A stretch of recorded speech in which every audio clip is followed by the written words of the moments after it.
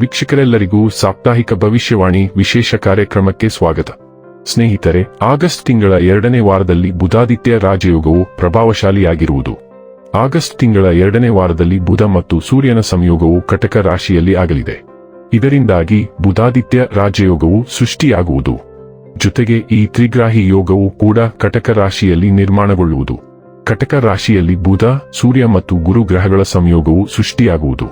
ಜ್ಯೋತಿಷ್ಯ ಶಾಸ್ತ್ರದ ಪ್ರಕಾರ ಗ್ರಹಗಳ ಶುಭ ಸಂಯೋಗದಿಂದಾಗಿ ಭಾರಿ ಲಾಭ ದೊರಕುವುದು. ವೃತ್ತಿ ಜೀವನದಲ್ಲಿ ಪ್ರಗತಿಯನ್ನು ಹೊಂದುವುದರೊಂದಿಗೆ ಕುಟುಂಬ ಜೀವನದಲ್ಲಿ ಸುಖ ಸಮೃದ್ಧಿ ನೆಲೆಸಲಿದೆ. ಆರ್ಥಿಕ ಸ್ಥಿತಿಯು ಮೊದಲಿಗಿಂತ ಬಹಳ ಉತ್ತಮವಾಗಿರುವುದು.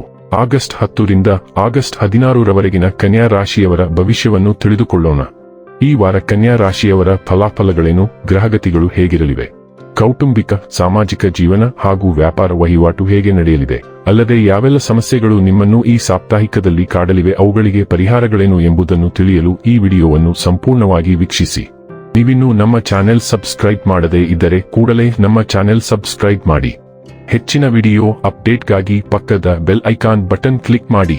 ಸ್ನೇಹಿತರೆ, ಚಂದ್ರ ರಾಶಿಯ ಪ್ರಕಾರ ಶನಿ 7ನೇ ಮನೆಯಲ್ಲಿ ಸ್ಥಿತವಾಗಿರುವ ಕಾರಣದಿಂದ ನೀವು ಆಮ್ಲತೆ, ಅಜೀರ್ಣ ಮತ್ತು ಸಂಧಿವಾತ ಮುಂತಾದ ಕಾಯಿಲೆಯಿಂದ ಬಳಲುತ್ತಿದ್ದರೆ ಈ ವಾರ ನಿಮಗೆ ಈ ಕಾಯಿಲೆಗಳಿಂದ ಸ್ವಲ್ಪ ಪರಿಹಾರ ಸಿಗುವ ಯೋಗಗಳು ರೂಪುಗೊಳ್ಳುತ್ತವೆ. ಆದಾಗ್ಯೂ ಇದರ ಹೊರತಾಗಿಯೂ ನಿಮಗೆ ಸಮಯಕ್ಕೆ ಆಗುವ ಶೀತ, ನೆಗಡಿ ಮುಂತಾದ ಸಣ್ಣ ಪುಟ್ಟ ಸಮಸ್ಯೆಗಳಿಂದ ತಮ್ಮನ್ನು ರಕ್ಷಿಸಿಕೊಳ್ಳಲು ಸಲಹೆ ನೀಡಲಾಗುತ್ತದೆ. ಈ ವಾರ ನಿಮಗೆ ಎಚ್ಚರಿಕೆ ನೀಡಲಾಗುತ್ತದೆ ಎಂದರೆ ಅಗತ್ಯಕ್ಕಿಂತ ಹೆಚ್ಚಿನ ಖರ್ಚು ಮಾಡುವುದು ಮತ್ತು ಯಾವುದೇ ರೀತಿಯ ಚತುರತೆಯಿಂದ ಕೂಡಿದ ಆರ್ಥಿಕ ಯೋಜನೆಗಳಿಂದ ದೂರವಿರಿ. ಇಲ್ಲದಿದ್ದರೆ ನಿಮಗೆ ದೊಡ್ಡ ಆರ್ಥಿಕ ನಷ್ಟ ಆಗಬಹುದು.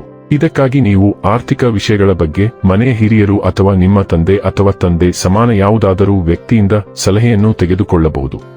ಚಂದ್ರ ರಾಶಿಯ ಪ್ರಕಾರ ರಾಹು 6ನೇ ಮನೆಯಲ್ಲಿ ಸ್ಥಿತವಾಗಿರುವ ಕಾರಣದಿಂದ ಈ ವಾರ ಸಂಭವನೀಯವಾಗಿ ಮನೆಯ ಯಾವುದಾದರೂ ಕೆಲಸ ಬಹಳ ಸಮಯದಿಂದ ಮುಂದೂಡಲ್ಪಡುತ್ತಾ ಬಂದಿತ್ತು.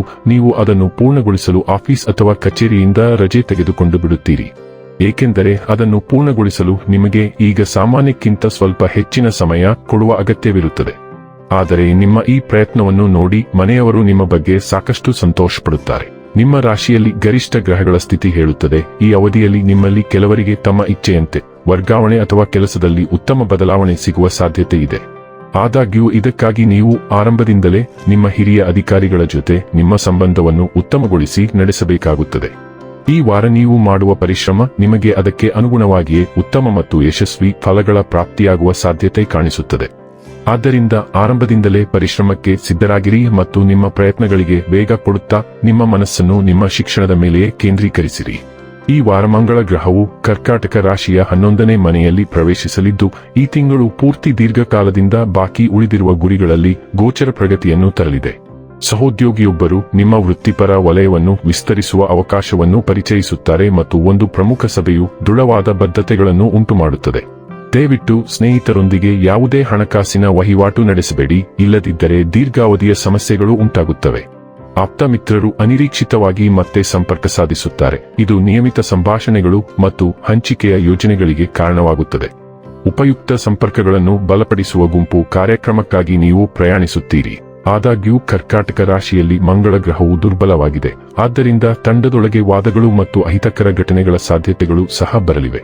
ಈ ವಾರ ನಿಮ್ಮ 12ನೇ ಮನೆಯನ್ನು ಆಳುವ ಸಿಂಹ ರಾಶಿಯಲ್ಲಿ ಪ್ರಬಲ ಸೂರ್ಯಗ್ರಹಣ ಇರುತ್ತದೆ. ಈ ಗ್ರಹಣವು ದೀರ್ಘಾವಧಿಯ ವೆಚ್ಚಗಳು ಮತ್ತು ಭಾವನಾತ್ಮಕ ಅಗತ್ಯಗಳನ್ನು ಪ್ರಚೋದಿಸುತ್ತದೆ.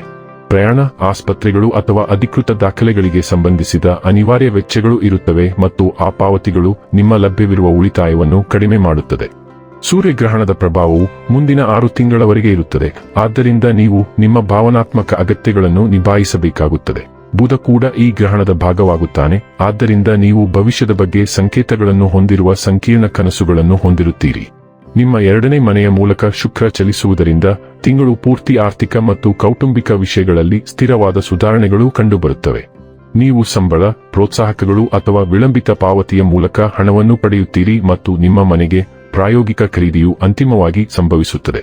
ಕುಟುಂಬ ಸಂಭಾಷಣೆಗಳು ಬೆಚ್ಚಗಾಗುತ್ತವೆ, ಆದರೆ ಹಂಚಿಕೊಂಡ ಊಟ ಅಥವಾ ಆಚರಣೆಯು ಇತ್ತೀಚಿನ ಅಂತರದ ನಂತರ ಸಂಬಂಧಿಕರನ್ನು ಒಟ್ಟುಗೂಡಿಸುತ್ತದೆ.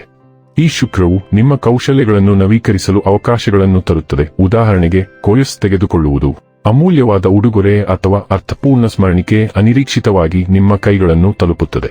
ಮುಖದ ಸೌಂದರ್ಯದ ಬಗ್ಗೆ ನಿಮಗೆ ಕಾಳಜಿ ಇರುತ್ತದೆ, ಆದ್ದರಿಂದ ನೀವು ಕೆಲವು ಸೌಂದರ್ಯ ಚಿಕಿತ್ಸೆಗೆ ಸಹ ಹೋಗುತ್ತೀರಿ.